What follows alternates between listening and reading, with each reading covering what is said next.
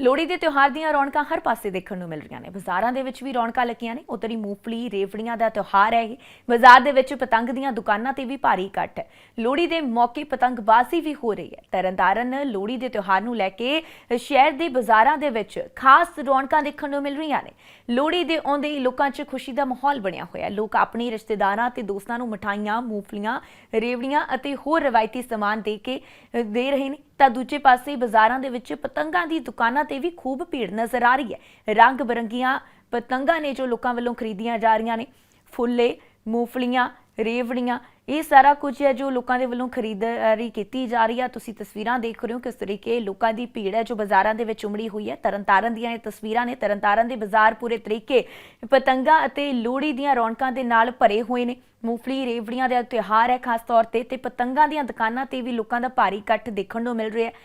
ਤਿਉਹਾਰ ਨੂੰ ਲੈ ਕੇ ਹੈ ਜੋ ਬਾਜ਼ਾਰਾਂ 'ਚ ਖਾਸ ਰੌਣਕ ਹੈ।